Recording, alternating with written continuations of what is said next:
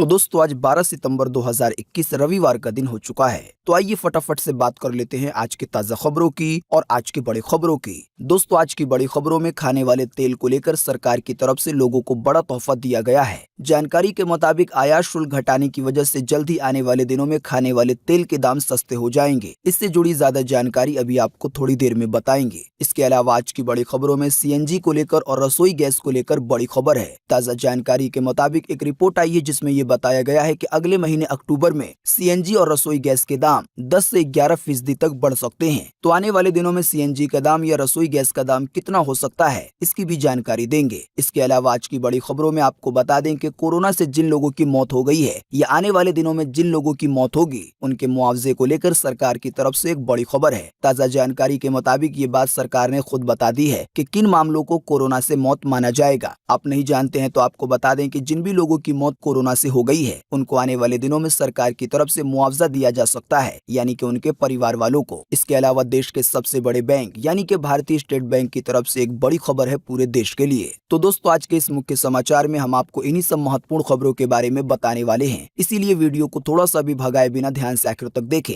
ताकि कोई भी जानकारी मिस ना हो। वीडियो में आगे जाने से पहले बस आपसे छोटी सी रिक्वेस्ट है कि आप इस वीडियो को लाइक कर दें और शेयर कर दें, क्योंकि आपका लाइक और शेयर करना ही हमारी मेहनत का फल होता है। तो आइए बिना देर किए चलते हैं सीधे आज की पहली बड़ी खबर की तरफ। और आज की पहली बड़ी खबर जैसा कि आप देख सकते हैं अपनी स्क्रीन पर कि त्योहारों से पहले जनता को मिला तोहफा, सरकार ने घटाया खाने के तेलों पर आयात शुल्क। इसकी वजह से आने वाले दिनों में तेल के दाम होंगे कम। जी हाँ, त्योहारों से पहले सरकार ने जनता को एक बड़ा तोहफा दिया है। कोरोना काल में महंगाई से लोग पहले से ही परेशान हैं। इसको ध्यान में रखते हुए केंद्र सरकार ने खानों के तेल जैसे कि पाम ऑयल, सोया ऑयल और सनफ्लावर ऑयल के आयात पर जो एक बेस इंपोर्ट ड्यूटी लगती है उसमें कटौती कर दी है। यानी कि जो तेल दूसरे देश से आता है उस पर जो इंपोर्ट ड्यूटी लगती है उसको सरकार ने घटा दिया है। इसी की वजह से आने वाले दिनों में तेल के दाम सस्ते हो सकते हैं। राइटर्स की रिपोर्ट के अनुसार सरकार द्वारा जारी अधिसूचना के मुताबिक अब क्रूड पाम ऑयल, क्रूड सोया ऑयल और क्रूड सनफ्लावर ऑयल पर लगने वाला बेस आयात केवल 2.5% हो गया है, जो कि पहले किसी तेल पर 10% था तो किसी तेल पर 7.5% था, लेकिन अब ये घटकर 2.5% हो गया है। दोस्तों आपको बिल्कुल आसान सी भाषा में बता दें तो बस आप इतना जान लीजिए कि आने वाले दिनों में खाने के जो तेल के दाम है वो सस्ते हो सकते हैं। आप नहीं जानते हैं तो आपको बता दें कि पिछले एक साल में खाने वाले तेल के दामों में रिकॉर्ड बढ़ोतरी हुई है। कई तेल तो ऐसे हैं जिसके दाम लगभग 2 गुने हो गए हैं, लेकिन जल्द ही अब लोगों को राहत मिलेगी। बात करेंगे आज के अगले बड़े खबर की तो अक्टूबर में 10 से 11% तक बढ़ सकती है सीएनजी की कीमत और इतने ही बढ़ सकते हैं रसोई गैस के दाम। आइए बताएं आपको अधिक जानकारी। जी हाँ, दिल्ली और मुंबई जैसे शहरों में सीएनजी और पाइप से रसोई गैस की कीमतों में अगले महीने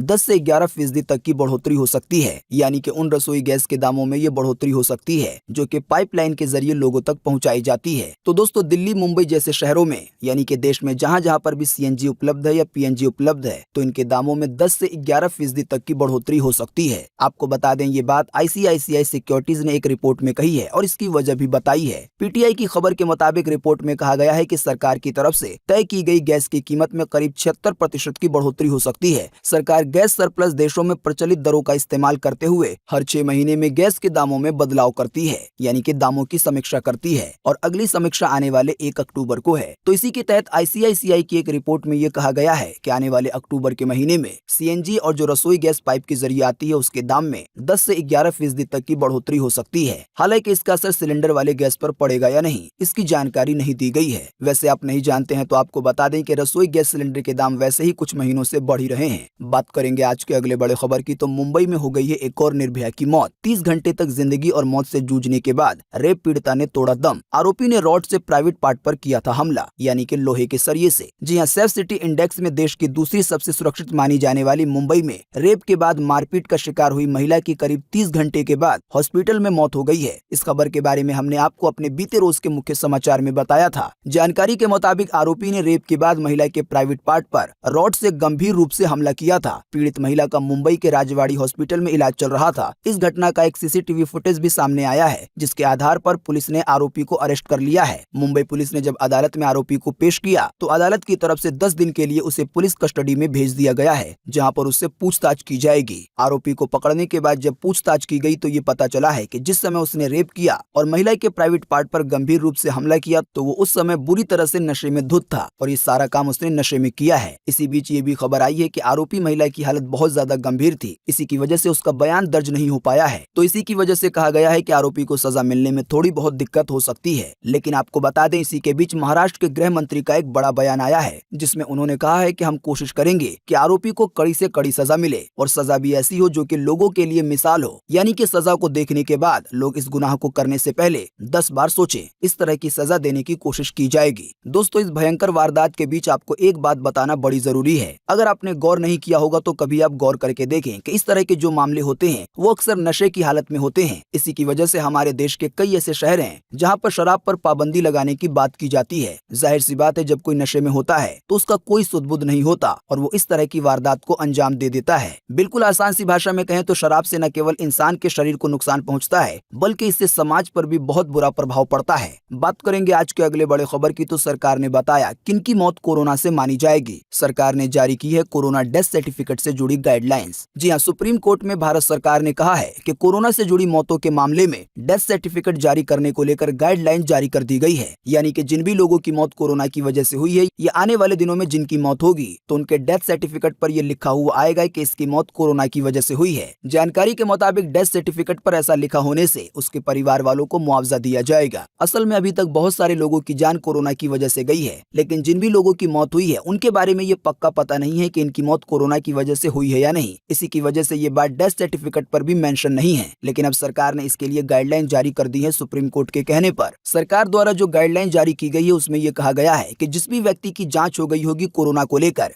जैसे कि RT-PCR जांच या एंटीजन जांच या कोई क्लिनिकल तरीका, यानी कि इस बात की अगर पुष्टि हो जाती है कि किसी व्यक्ति को कोरोना है और फिर उसकी मौत हो जाती है, तो फिर ऐसे व्यक्ति को कोरोना से मरने वालों में शामिल किया जाएगा और फिर ऐसे व्यक्ति के परिवार वालों को मुआवजा भी मिल सकता है। लेकिन कोई खुदकुशी कर लेता है या किसी हादसे में मारा जाता है तो ऐसे व्यक्ति का उन लोगों में शुमार नहीं किया जाएगा जिन लोगों की मौत कोरोना से हुई है। साथ ही में सरकार की गाइडलाइन में थोड़ा सा विस्तार से बताया गया है कि अगर किसी व्यक्ति की जांच की जाती है कोरोना की और वो कोरोना से पॉजिटिव निकलता है, तो जब वो पॉजिटिव निकला है उसके 30 दिन के भीतर उसकी मौत हो जाएगी, तब भी उसे कोरोना के मरीजों में ही शुमार किया जाएगा और उसके डेथ सर्टिफिकेट पर मरने की वजह कोरोना ही लिखा हुआ आएगा। दोस्तों, अगली खबर के बारे में बताने से पहले आपके लिए एक बड़ा सर्वे और एक बड़ा सवाल इसी खबर से जुड़ा हुआ। आपको इसी वीडियो के नीचे कमेंट बॉक्स में कमेंट करके बताना है कि आप नशे की चीजों को, यानी कि आपको कमेंट में अपनी पर्सनल राय बतानी है कि हमारे पूरे भारत में शराब और इस जैसी चीजें बैन होनी चाहिए या नहीं होनी चाहिए, ताकि इससे अपराध भी रुके। तो फटाफट से अपना जवाब इसी वीडियो के नीचे कमेंट बॉक्स में लिख डालिए। बात करेंगे आज के अगले बड़े खबर की, तो बीते रोज एक बार फिर से मिले 31,000 से ज्यादा नए मामले कोरोना वायरस के। भारत में 335 से ज्यादा लोगों ने फिर गंवाई है अपनी जान। जी हां, PTRnews.com की तरफ से चीनी बीमारी का बिल्कुल ताजा अपडेट आपके सामने है। ताजा मिली जानकारी के मुताबिक एक बार फिर से बीते रोज लगभग 24 घंटे में 31,000 से ज्यादा नए मरीज मिले हैं कोरोना वायरस के। इन नए मरीजों के मिलने के बाद अब भारत में कोरोना वायरस के टोटल मरीजों की संख्या 3,32,32,168 हो गई है। साथ ही में आपको बता दें, इन टोटल मरीजों में से अभी तक 4,42,688 लोगों की जान जा चुकी है। जब से कोरोना वायरस की शुरुआत हुई है भारत में, तब से लेकर अब तक।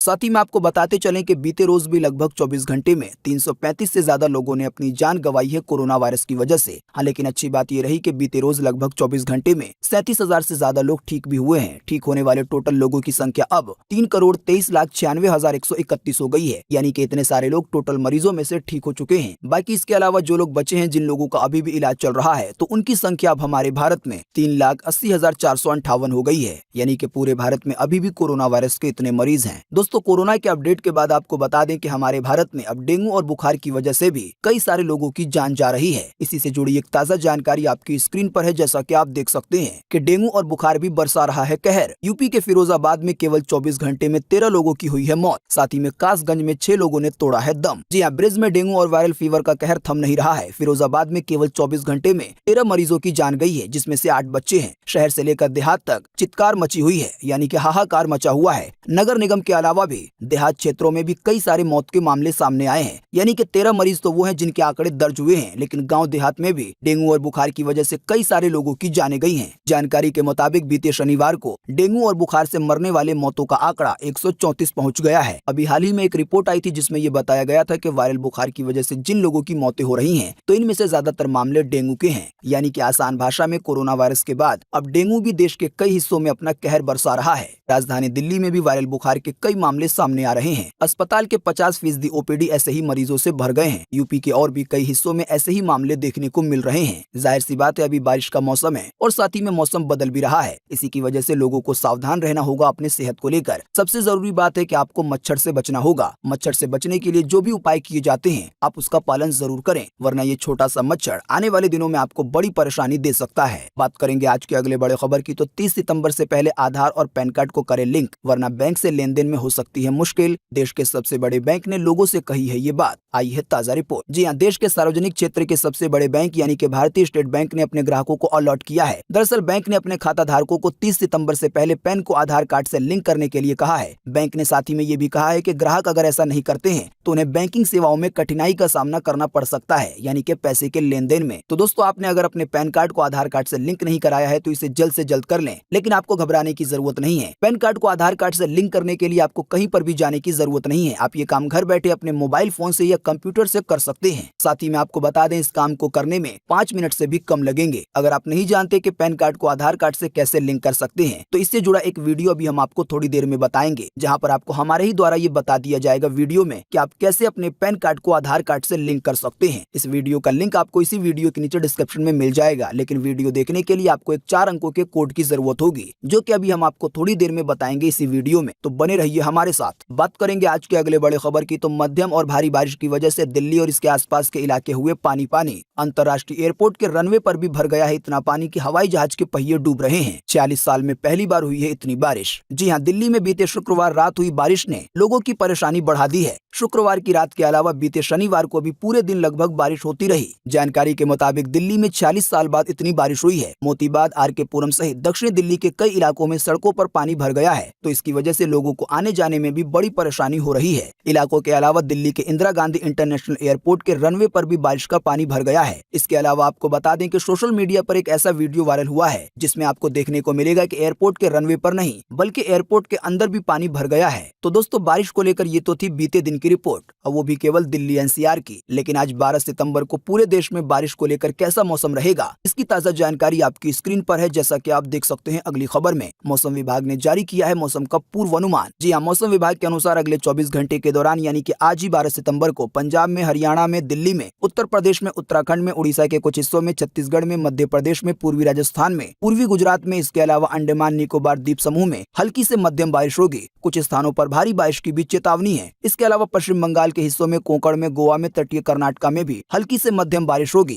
एक आध स्थानों पर तेज बारिश भी हो सकती है। इसके अलावा पश्चिमी राजस्थान, साथ ही में सौराष्ट्र, कच्छ, मराठवाड़ा, तटीय आंध्र प्रदेश, तेलंगाना के भी कुछ हिस्सों में हल्की से मध्यम बारिश होगी। साथ ही में आंतरिक कर्नाटक में, केरल में, तमिलनाडु के कुछ हिस्सों में, साथ ही में बिहार में भी हल्की बारिश की संभावना जताई गई है। मौसम की ये जानकारी थी स्काईमेट वेदर की तरफ से। बात करेंगे आज के अगले बड़े खबर की तो यूपी की बसों में शुरू होने जा रही है क्यूआर कोड से पेमेंट की सुविधा। खुले पैसे की मारामारी होगी दूर। जी हाँ, प्रधानमंत्री नरेंद्र मोदी की डिजिटल इंडिया मुहिम यूपी में लगातार रंग ला रही है। तमाम सरकारी विभागों को कैशलेस करने की व्यवस्थाएं सुनिश्चित की जा रही हैं। इसी कड़ी में परिवहन विभाग भी डिजिटल पेमेंट की व्यवस्था करने की तैयारी कर रहा है। जानकारी के मुताबिक लखनऊ में यात्रियों के लिए नगर बसों में क्यूआर कोड व्यवस्था शुरू होने जा रही है, यानी कि जिस तरह से आप फोन पे, पेटीएम के क्यूआर कोड को स्कैन करके पेमेंट कर देते हैं, अब आप इसी तरह से क्यूआर कोड को स्कैन करके टिकट खरीद सकेंगे लखनऊ में। आने वाले दिनों में जल्दी बसों में ये सुविधा मिलने वाली है। फिलहाल वैसे तो ये सुविधा यूपी के लखनऊ में शुरू हो रही है, लेकिन इसके बाद धीरे धीरे दूसरे शहरों में भी शुरू हो सकती है। हालांकि इसकी कोई आधिकारिक पुष्टि अभी नहीं है। बात करेंगे आज के अगले बड़े खबर की तो गुजरात सरकार में बड़ा बदलाव। गुजरात के मुख्यमंत्री ने दे दिया है इस्तीफा। आज रविवार को चुना जा सकता है नया नेता, यानी कि नया मुख्यमंत्री। जी हाँ, गुजरात के मुख्यमंत्री विजय रूपाणी ने चुनाव से 1 साल पहले अचानक ही इस्तीफा दे दिया है। नया नेता चुनने के लिए भाजपा ने गांधीनगर में आज रविवार को विधायक दल की बैठक बुलाई है। इस मीटिंग से पहले गृह मंत्री अमित शाह अहमदाबाद पहुंचेंगे, तो यूपी का अगला नया मुख्यमंत्री कौन होगा वो आज ही डिसाइड हो सकता है। आपको बता दें, नए सीएम की रेस में केंद्रीय स्वास्थ्य मंत्री मनसुख मांडविया, केंद्रीय पशुपालन मंत्री पुरुषोत्तम रूपाला, इसके अलावा भी कई और एक बड़े नेता हैं। आसान सी भाषा में कहें तो इनमें से ही कोई एक गुजरात का नया मुख्यमंत्री बन सकता है। दोस्तों, जिस समय गुजरात के मुख्यमंत्री के इस्तीफे की खबर आई तो उसी समय अमर उजाला की तरफ से एक आर्टिकल साझा किया गया है, यानी कि एक नई खबर बताई गई है। जैसा कि आप देख सकते हैं अपनी स्क्रीन पर कि पीएम मोदी की यह है शैली, यानी कि यह है नियम, जो काम नहीं कर पाता उसे बदल डालो। जी हाँ, अमर उजाला द्वारा जो आर्टिकल साझा किया गया है उसमें लिखा हुआ है कि प्रधानमंत्री नरेंद्र मोदी जनता के बीच अपनी लोकप्रियता बनाए रखने के लिए हर संभव कोशिश करते हैं। गुजरात के मुख्यमंत्री विजय रूपाणी के इस्तीफा देने के बाद राजनीति के गलियारे में एक बार फिर से ये चर्चा तेज हो गई है, यानी कि ये कहा जाने लगा है किसी में अगर कोई दिक्कत होती है, कोई गलती होती है, कोई नेता किसी सीट के लिए सही नहीं होता तो उसे बदल दिया जाता है ताकि तरक्की का काम जल्द से जल्द हो सके। जानकारी के मुताबिक बात करेंगे आज के अगले बड़े खबर की तो शिवसेना का बड़ा ऐलान। उत्तर प्रदेश की सभी सीटों पर विधानसभा विधानसभा चुनाव लड़ेगी शिवसेना। जी हाँ, यूपी विधानसभा चुनाव में शिवसेना प्रदेश की सभी 403 सीटों पर चुनाव लड़ेगी, जो कि अगले साल होने वाले हैं। एक बैठक की गई है जिसमें शिवसेना ने भाजपा पर यह आरोप लगाया है कि भाजपा सरकार के शासन में कानून व्यवस्था पूरी तरह से फेल हो गई है और बहन बेटियां सुरक्षित नहीं हैं। तो शायद इसी मुद्दे को लेकर शिवसेना यूपी में चुनाव लड़ेगी। बात करेंगे आज के अगले बड़े खबर की, तो आज छठे दिन भी पेट्रोल डीजल के दाम है स्थिर। आइए बता दें आपको ताजा भाव। जी हाँ, लगातार 6 दिनों से पेट्रोल डीजल के दाम जस के तस है, यानी कि ना तो इसमें कोई बढ़ोतरी हुई है ना ही कोई कटौती हुई है। फिलहाल आपको 1 लीटर पेट्रोल राजधानी दिल्ली में 101 रुपए 19 पैसे का मिलेगा, तो वहीं आपको 1 लीटर डीजल 88 रुपए 62 पैसे का मिलेगा। बाकी मुंबई, कोलकाता, चेन्नई के ताजा दाम आपकी स्क्रीन पर है, आप वीडियो को रोककर देख सकते हैं। तो दोस्तों, आज 12 सितंबर 2021 की यही ताजा खबरें थी और महत्वपूर्ण खबरें थी। उम्मीद करते हैं इससे आपको काफी कुछ जानकारी मिली होगी। हम बस इसके बदले में आपसे इतना ही चाहते हैं कि आप इस वीडियो को लाइक कर दें और शेयर कर दें,